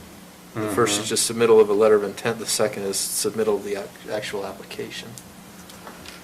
Yeah, so, I mean, I think we could, I would think we could do for, $1,750 would probably cover the initial one, and you could do another $750 for the second. They're in at $1,500 and paying the cost of the third-party professionals. So, question for Jan. Jan, I know that our fee schedule that we use both in Lance's office as well as other fees around the county were a result of a fee study that was done years ago. Yeah, it probably needs to be updated. Does something like this need to go through that process? Be on time to be updated, is that what I heard? It never hurts to do that. This is a kind of a specialized fee, it sounds like, and your financial consultants could probably tell you what the going rate is on that. In fact, I think... That might constitute a study. It's probably time to redo it. It's been over 6 years since we did the last one. A long time. It's never a bad idea. Didn't you have your Lewis Young and something? Isn't that Yeah, who- Lewis Young, Right. Roberts, and Yeah, Birmingham. I think that's who did the last one. I don't know. I think they're still technically one of your financial advisors for those kinds of things, and then Zions, I think, is your financial advisor for these infrastructure other things. So it's never a bad idea to do that. I just I mean, we can pull a number out of the air, but I like it to be defensible. That's good. I do too. So- Especially when Lance is trying to defend it. Well, and the way this policy works, there's the fee in 1, there's the fee in 2, and then 3 says, the applicant pays all other costs and expenses of preparing it. So it's really just a fee to get the application process moving and going, and then they cover the additional expenses. If you want to set a higher fee, then we could set Well, a I'm higher not saying fee, should and be we higher could or do lower. and we I mean, could your do a number may study. be right on. I just wanted to make sure procedurally. Yeah, no, I understand. And I don't know that we'll get, there may be a couple of jurisdictions that have adopted this policy now. I'm not aware of anyone actually creating a district, well, actually might have created one the other day, the Military Installation Development Authority. They haven't organized it and put together its governing documents, but the board at MIDA did approve a public infrastructure district. So that one's going. That's the first one. Okay.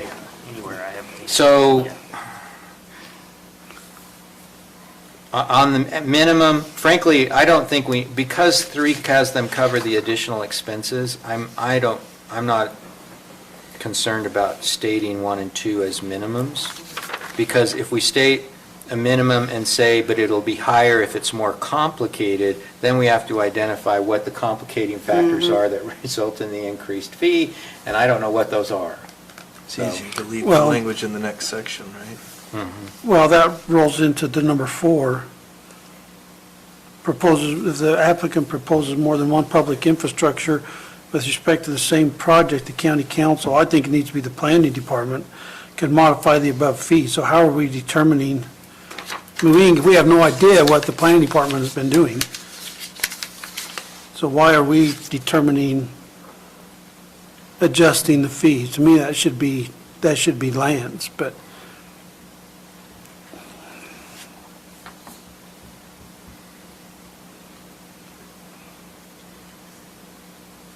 I personally think we need to just fix a hard number, and that's what it is, period.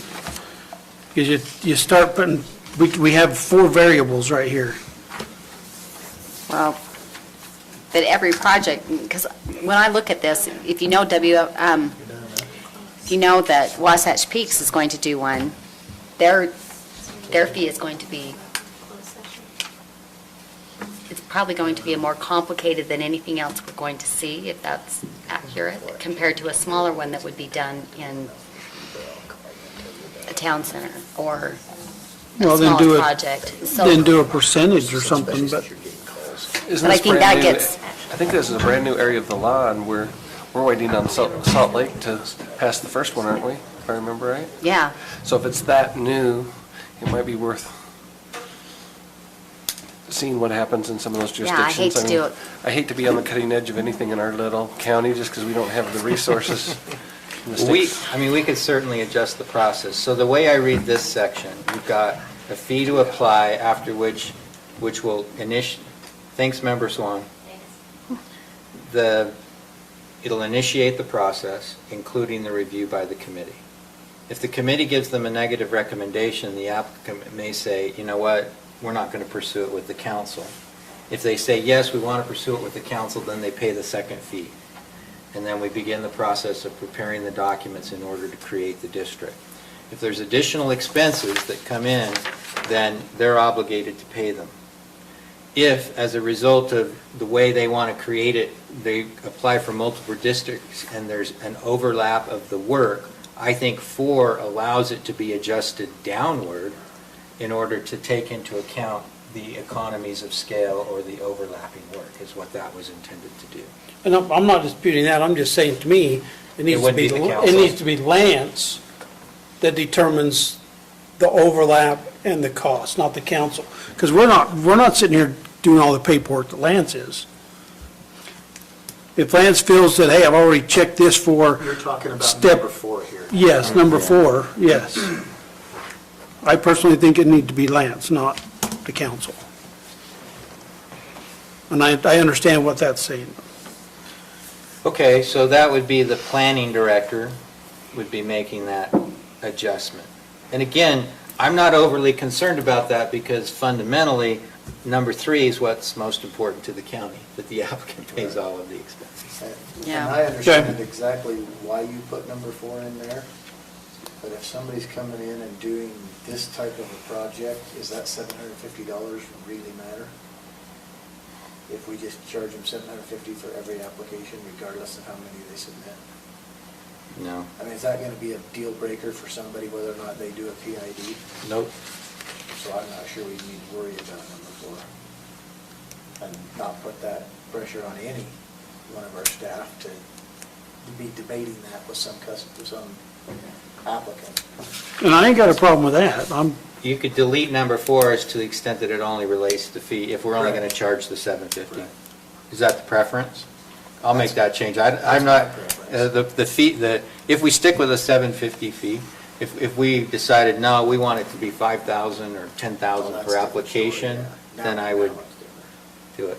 I would keep that And in. my comment was based on a $750 fee. If Which that's the I just number- threw out there. I'm willing to listen to anybody's No, I think reasoning. that's reasonable. I mean, Okay. this can always be amended if we find out that's way too much work for $750, or vice versa. Find out that this is a very quick process and $750 is outrageous. But I see the. this document is something that can be modified at a given time, right? Correct, yeah, it's just a policy. So I'm fine with starting place of $750 for an application fee. I don't see an issue with it. Okay. All right, any other comments in section 1? So it makes, did we agree to take out number 4 then? Are you good with that? Member Cannon? I'm good with that. So we're Member Valentine, good? removing number Okay. 4? We'll just remove number Putting 4, a given $750 fee. the relatively small size of the Okay. fees. Okay.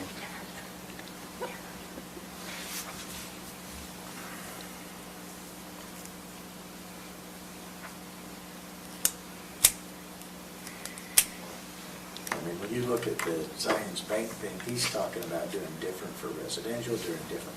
You could have a massive fee structure there if you went with all those recommendations.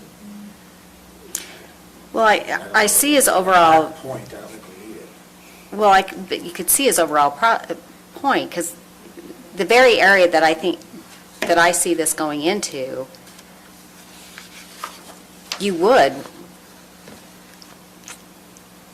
well, I guess, actually, it would be covered in the 100% value versus the 40%, or 40, is it 45% reduction for residential? It might be covered in that.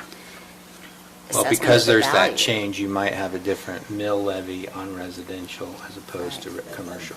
There I see it. There's also different incentives, right? Right. If the county wants to incentivize commercial development, and that's the principal objective for a town center, then you may say, no, we want you to keep your mill levy on the commercial smaller relative to a variety of factors, Right.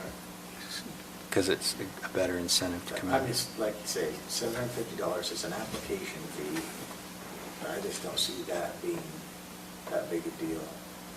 Well, I don't either, but we're, If there's going to be a number 3, that will represent a lot of those additional expenses that will come because of the size and type of project, and they're going to pay 100% of it. Mhm. so if they're doing, so what you're saying is if they were going to do different ones for different types of property, then it would be a separate PID, and they Right. would be charging the fees differently. It won't necessarily be a separate PID. I don't know why he says some are setting up multiple PIDs, and maybe the boundaries don't exactly overlap, and that might be what they're doing. But you could have a single PID that charges a different mill to residential than it does for commercial. So that's in the statute now. That's how I understand it.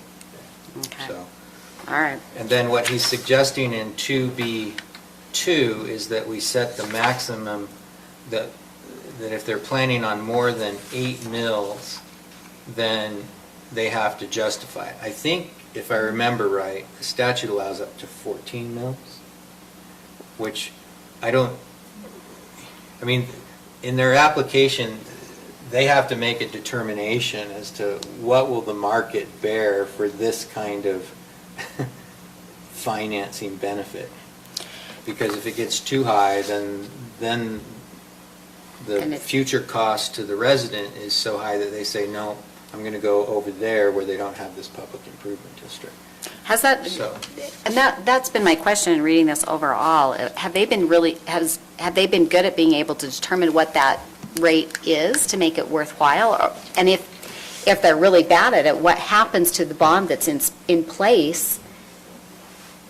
I guess the current property owner would pay that or go bankrupt and somebody else would get it and the market would determine that? I mean, that's one of the good things about the way this act is structured. Once the mill is established, then the risk of non-performance, if you will, in terms of the collection from the taxes generated, actually rests upon the purchaser of the bond. So the purchaser of the bond has to have a certain level of sophistication under the statute in order to even buy and buy these bonds, because that risk has been shifted to them vis-a-vis this statutory scheme. So. Okay. Now, that's different than a risk of non-payment altogether by the owners of the things. They'd still bear that risk, but they don't have a direct foreclosure right. Okay. That's how I understand it. So it's a specialty. The bank has a very high incentive to get this right before they would finance the bond. Otherwise, because they hold the risk. So, okay. Yep. But there's a group of people out there that have seen these things perform, and so they're willing to advance the funds, buy the bonds, and frankly, they should work. And like I've mentioned before, it can work if it's done appropriately to reduce the cost of the housing up front and spread it out over all of the expected owners of the home over the lifespan of the bond repayment period. Because if most of us move on an average every 7 years, if you pay all of those costs up front, then depending on where the market is when you go to sell, you may have to suck all of that up and just pay it and take your loss. Whereas if it's done right, the notices are given and the market is cognizant of what's going on, they pay a lower amount up front that is spread out over time. And if they sell in year 5, they've only paid 5 years of that upfront cost to prepare their lot for purchase, or home for purchase as the case may be. And then the balance of the 15 years remaining is paid by the next owner, if they're there for 15. So it can, theoretically, it would work well. Again, you're assuming an informed market and accurate documents and all of that. We're assuming. So I'm comfortable going with the 8 mills that they're recommending. Anybody else want to suggest a higher or lower number than that there? Well, that sounds good Yeah, to me. I'm gonna bow to their increased knowledge of this subject matter. The next one, C2, that's a comment, just that they can provide that. I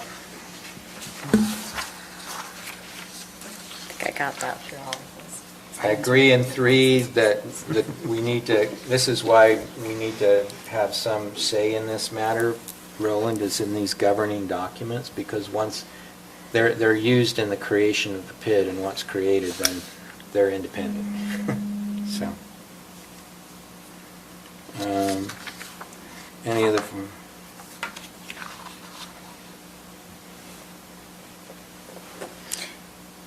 So did we decide that- to have a board that would review it before, and have some expertise on this before passing it to the county? All right. I think that's the consensus, and we're going to include a municipal advisor.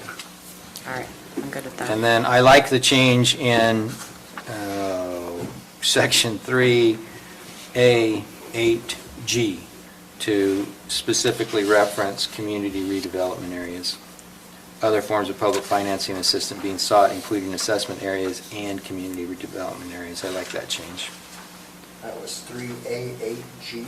Yeah. Yeah. It's That at was the page bottom 5. of page 5.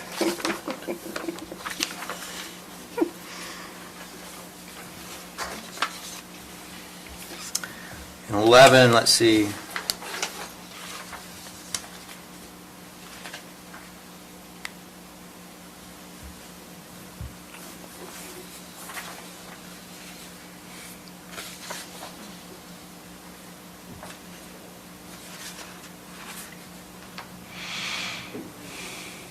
Okay, 11, I'm not sure where that comment is intended to apply to. Where? The one at the top The of board- 6. The Just- board just- structure in 11, because the proposed governance plan, including board structure and from the appointed board to the elected board, I think he's just clarifying that they're limited, once it gets to the elected board versus the appointed board, they've lost their ability to assess the levy outside of what they originally. Well, as the statute was originally drafted, the only thing they could do was the original financing and refinancing of the bond to construct the improvements. They couldn't do an assessment for maintenance of the improvements, because frankly, maintenance will be covered by the county. Yeah. They'll still be a county road. Yeah. But I think the legislature, that may not be the same. It may not be that way. Because in Denver, in Colorado, they can also, the districts can own the improvements, and they can assess the owners for maintenance of the improvements. So But in Utah, So I they don't think cannot do there's a that. change that he's Yeah. suggesting, he's just reminding. Yeah, he's just reminding you that you can't, that it's subject to just the initial and not the maintenance is in then. Utah, they can't own any of it. Oh, we'd give them all of the ownership. What are we kidding? No, in Utah, typically, the infrastructure may actually be owned by the county or the jurisdiction. It's just, this is a mechanism to pay for it up front. So it's not the It's continuing not, maintenance. it's not a maintenance. Could it be owned by like an Can it be HOA? owned by the If HOA? the statute, well, then it's not a public infrastructure. Gotcha. So the fact that it is a This only public finances infrastructure. public infrastructure. Okay, Well, that you're- makes you're sense. changing, you're just wrecking my whole world here. I could see the wheels turning over there. We are not going to maintain anything. Yeah, so now all of a sudden, we're in the sewer and water and power business? Well, They the sewer use- district's in the sewer business. Well, The power company's in the This power is business, countywide. but we would be in the road business. Right, but this Whoever is- the sewer provider is. But like would in be the Mountain sewer Green, provider. you've got a special district that's the sewer, so that part of the And I bond would get go that, into that. But let's say this goes, somebody does one in Croydon, and there isn't a sewer district there. Do they have to create a sewer district in order to do this, or is the county all of a sudden, just as by default, are they all of a sudden now in the sewer business? We wouldn't approve that if their public Would not infrastructure approve it. district was to put in a sewer system without an operator, or, I guess, if they came in and they said, we want to do a public infrastructure district for our sewer system, and we're going to create an independent sewer plant that we want to hand over to the county and have the county operate when it's done, then the county would need to look at that and make a determination, do we even want to be in the sewer business? We may say, we could support your public infrastructure district, but we think you ought to create a sewer district to operate the thing. And it's also possible, this is already in order, the statutory scheme will change to allow the district to own the improvements. Oh, it is. I think that's. That's already been proposed. Yeah, I don't want the county to do that in the middle of it becoming a sewer company. By default. But yeah, by default, it wouldn't happen. We would, as I understand it, that the municipality or the county, as the case may be, is the one that makes a determination whether to approve this at all. And if the proposal is, yeah, we want you to get in XYZ business, and we're not in that business, then that's a decent reason to say, no. That's not in our long-term operational model.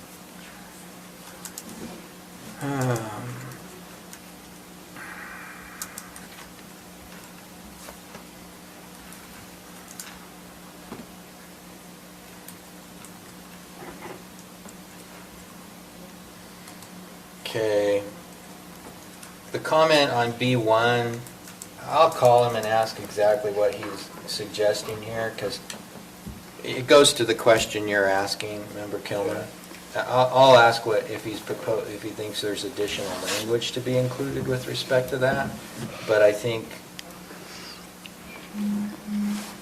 the planned ownership, it is important to know that, but I don't know that I necessarily agree that everything in this note is the way that it has to be, so I'll call him.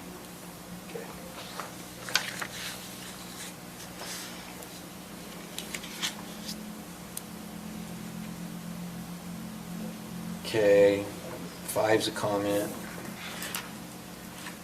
C, we will want to know discussion how they should offset at least affect fees in that area. Do we have any road impact fees right now? We do, don't we?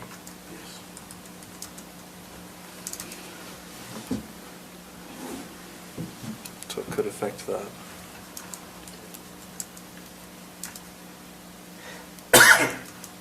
To me,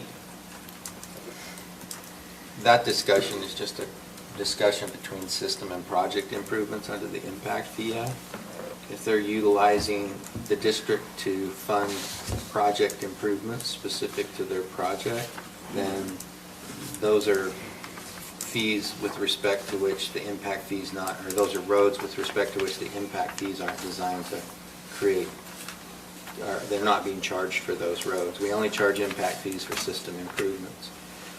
If they're constructing a system improvement with this financing mechanism, then I think we would need to look at it and say, okay, if you're doing that, then you should receive a credit of X amount of dollars against the impact fee because you're funding it, this system improvement through this other mechanism.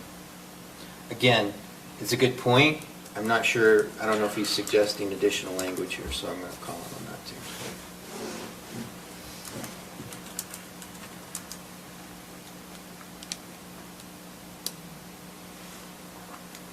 Okay.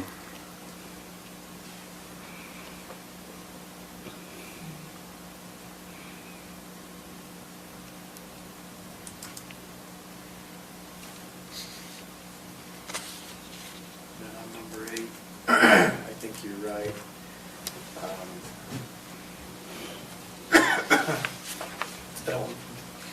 Where most of our impact fees are parks, I'm not sure it's going to be as complicated for us as Salt Lake County. Okay. Because like you said, our road impact fee now is structured such that it's not near as complicated.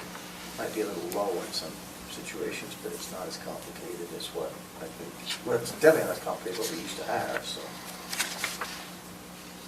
We have that formula and everything. So I'll ask him on the comment in C to B, because when he says this is a section we'll want to discuss, I don't know if he means in the context of preparing the policy or is when we're looking at applications.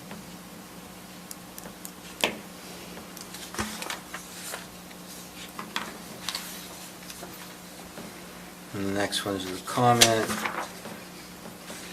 Well, that one goes to Roland's concern about how it affects the future property owners on, it's C2, C2B. So I know this is the one you've been concerned about in every discussion. And that's basically how do you notify potential future property owners of this? How is that process? Yeah, so the statutory scheme requires a disclosure document to be recorded against the property so that it's a matter of record for them to see as part of their evaluation and diligence in acquiring the real estate. The problem, frankly, is that many people don't read all of the disclosure documents. What? You don't sit there when you're closing and read every single thing? I mean, the first house I bought, I just went off and I knew it had CC&Rs, but I didn't bother to read them, you know, and Nobody follows those anyway. that's also true, but Silly Well, me, I thought they did, but they don't. In C, it addresses that a little bit. It's supposed to be on a different colored paper instead of just blended in with all the rest of the stuff. I think you would hope that as most of the residential real estate in the state is transacted utilizing real estate agents as opposed to lawyers.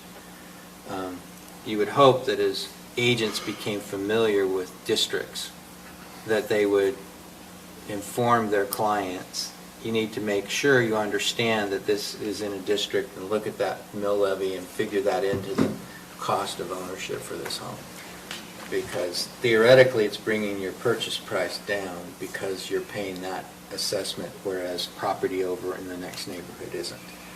And so you would hope that as people become familiar with this, that agents would inform their clients. So has this traditionally, I guess I've kept it in my mind as a way to develop commercially, but this is being used for residential development as well?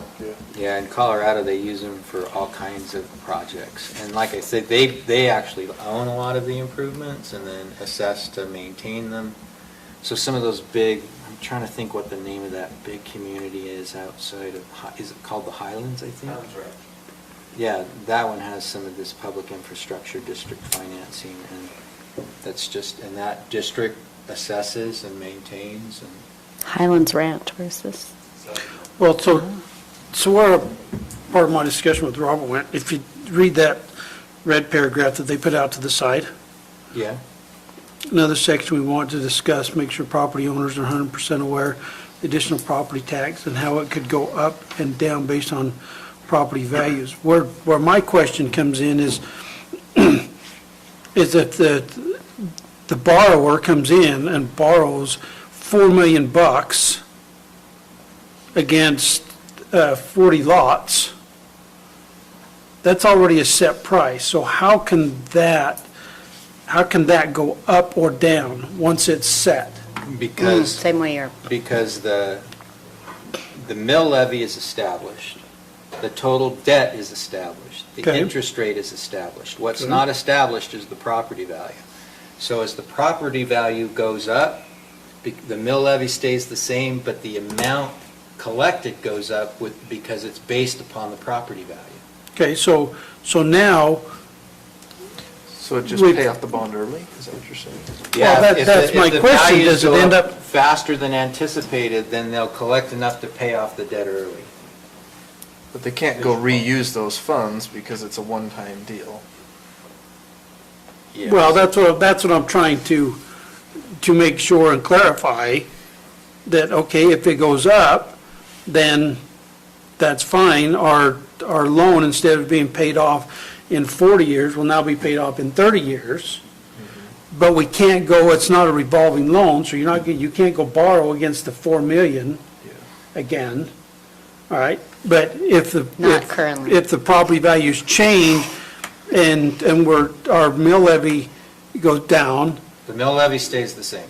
or the interest changes, then instead of being, 40 years, it might be 45 years. That's That correct. you end up paying on. When they buy the bonds, they're going to put the package together and they're going to have an estimate of the payoff period based upon the projected increase in the value of the property, which goes from raw land to subdivided land on paper to improved land to homes on it. So, they're going to anticipate that absorption rate, and as that value goes up based on the mill levy that's established up front, the bondholder's going to get paid more and more each year if the model works. If the model has a flaw in it or there's an economic crisis that results from a pandemic or civil unrest or something like that we wouldn't ever anticipate, then say the values go down. Well, the mill levy will stay the same, so the amount that they pay per year will go down, and under this statutory scheme, that bondholder just has to stay and wait and see that their payout gets stretched out. But if it overperforms the model, then they're going to get paid off more quickly. Or they will approach the federal government for a massive bailout. One of the two. That's a possibility too, but I Just- doubt the just federal saying. government's going to get into a local public infrastructure district. So that's the way that works. And then in the governing documents is where you control Did you miss the the fact first that they discussion over don't CARES go Act out and funding? reborrow. Did They you? could refinance the debt if they wanted to, if the rates were down and they thought they could get a bondholder to come in and give them a better rate. It can be refinanced, but it's not a revolving loan where they borrow it and use it for putting in a swimming pool. Yeah, it would be an act of Congress there to take it out of it. So my recommendation is, let me go back and make some of these changes, and then I will call the consultant. Jen, you said they're already our finance consultant? They have been historically, I'm pretty sure. Science has? They have been, Zion's Public Finance. Is that They- something we do just like on an project-by-project basis, we retain them, or are they? They just, I think they've done the last few projects. I know they do things for the school district, School for the board, city. School district, yeah. Yeah, and we haven't had any projects for a while, but I know they've, They did the bond, the They did the original bond. bond. yeah, and that's probably about the last one we've done. But they They can, were doing the bond for the emergency services building that we canceled. they kind of consider themselves like on retainer with us, I think. And so Okay. until the county goes a different direction, that's the last Okay, company fair we enough. used. I'll give them a call, and just, there's a couple of these things where I just say, are you suggesting additional language here, or is this just a comment that we need to keep apprised of when we get one of these coming through the process? Which I think we will at some point. Okay, so did I miss something? Where does it tell us how we're establishing the board? I mean, because it talks about your board. Is that in this document or is that in the legislative document? So there is guidance on establishment of the board in the legislation. And then when they come in and make their application, they should be making the proposal on the composition of the board. Typically, it's So made up that's of not property any, owners. that's not any part of this. Let's see. I mean, I couldn't see anything, that's why I'm asking. I thought I saw something in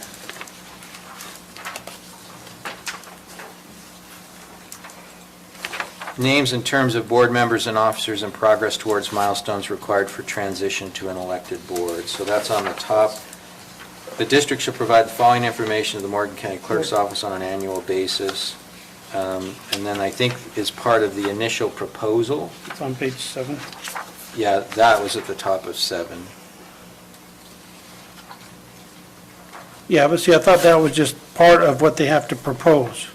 So the actual proposal language is governing document requirements in 3. So as they come in and we're working on the governing documents, you go to Part 3, A, 8, flip over or actually 9, let's see, 10, 11. Proposed governance plan including board structure and transition from appointed board to elected board. Okay, but it doesn't tell me how they're doing it. Because it's part of their proposal and Okay, so and that's, the discussion so with the that's council at the not time. part of this document? That's not this document, Okay, no. all right. It But I just wanted to clar- requires them to give us a board composition. And the composition comes from the state legislature? There are requirements with respect to the board composition in the legislation, but the actual makeup of a board is going to be governed by the governing documents and the proposal made by the applicant, and the county's evaluation and determination with respect to it. So they could come in and say, we suggest our board includes these individuals or this group of people, and we could say, that sounds good, or maybe you ought to have somebody else that represents this property in it or whatever, right? Okay. But it sounds like ultimately, they have to transition from an appointed board to an elected board. And that's made up of, from owners within From the property district. owners. Gotcha. Okay. So I'll make some changes, I'll talk to Zion's finance to get a couple of clarifications, and then I'll bring it back one more time. Maybe we can actually, Okay, Vote on a policy. so question on this. Okay. Jan, is this something that we need to have public hearing on? I don't think so. I think you guys should sort it out with your consultant, and then if you ran it by anyone, it's not my specialty, it's more Robert's specialty than mine, but if you're going to run it by an extra set of eyes, your RDA council. Well, no, I'm just looking at Your RDA council's who I would run it by. But whether no, the public has I- any input on this or not. This is so far over our heads, I don't think the public would even, no, it doesn't fall within something, Well, it's policy, and policy is typically not yeah. a public hearing. If it were a new law they had to abide by, then yes, we would include the public.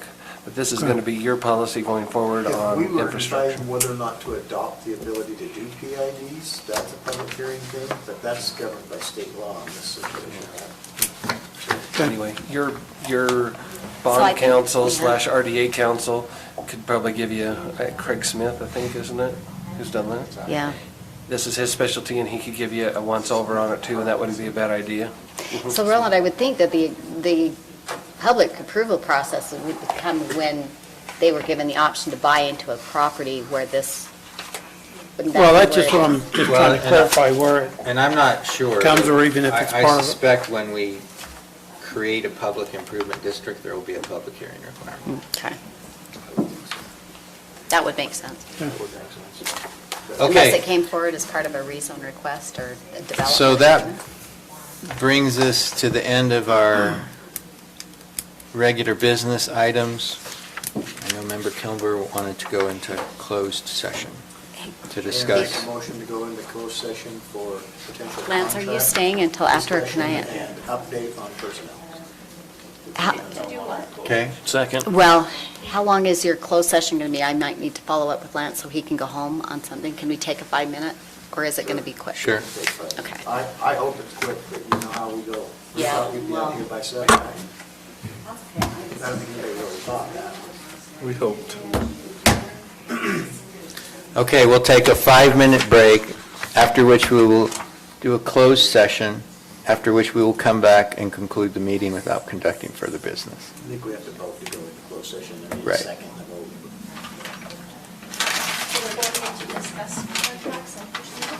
Contract and a personnel update, yes.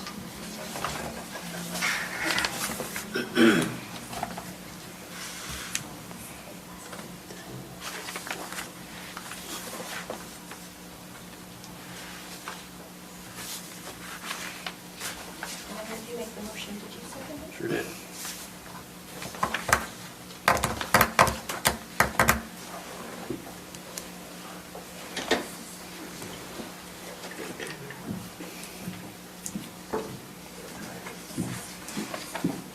Stacy? Yeah. Will you, when you give me these, will you fill in this part? Yes, I will. Was that, I think everybody approved that, if I remember right, or do you just want to fill I that will go in? back and fill it in. I just don't remember that. Which one's that one? Because you approved it that way, and I It's didn't think that- that was correct. That HCA It wasn't. It's not correct? rezone not. to the CH zone No, down there it's by a the factory on the road, duh.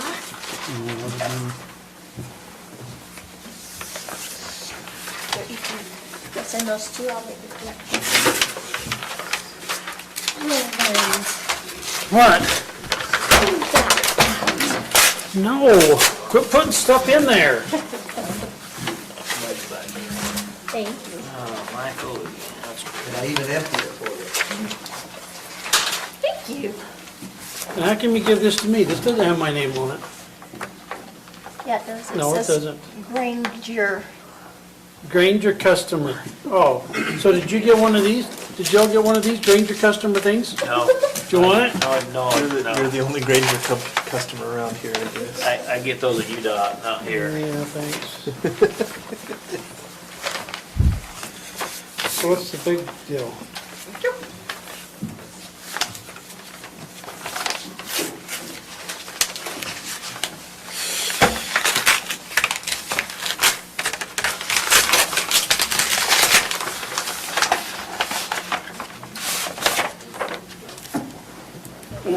Mike Lee. So, Stacy, on this, you've got this that says for council review. Am I supposed to sign this somewhere? Yeah, if you want to come in and talk to me about it, but yes, I'd like you to review those and sign off on it. So who's Who's got the extension in their portfolio? Me. We have extension office. Yeah. So this is a request for Did reimbursement. you just put this stuff in the garbage instead of sticking it in my stinking box? I expect a report Huh? tomorrow. We don't have time to read through Senator Mike Lee's diatribe. There's no time for it. Just look through that and let- First of all, I need both of them. I'm not Republican, okay? For half a year or? Hey, You what? I think we changed your records. Looks like it starts in Better not have. January and goes to May. It is. did you ever hear on the bridge? The Stoddard Bridge. I know you got lots of bridges in your brain. I was thinking of two other bridges. No. Hey, Stacy, Yes, he usually flips the camera the I'm other way. talking to him. Okay. The thing I'm confused at, Robert, on well, the this bridge is 5 full months worth of travel. I mean, the way it is constructed, Okay. Because when she goes up to when they USU resurfaced that meetings, years ago, she turns in her mileage for that. And that's And they 106 plastered all miles that? for each one of those Did the county trips. resurface it? Okay. I'm not, State did. I thought it State was did. one trip. state closed it One down. thing, and I just It was go, closed down for, what, 2 months? Okay. But that's 5 months worth, so that's not a big a deal to me. All I remember right. Barnard- So we had a motion and a second to go into closed section, and I know he's going to turn the camera around, so I'm just going to call for the vote. All Aye. in favor? Aye. Aye. Okay. That way, he can turn that. Remember Brian Matheson? Okay, well, he was in charge of the bus. Anyway, they closed it down. They had to reroute buses around to pick up kids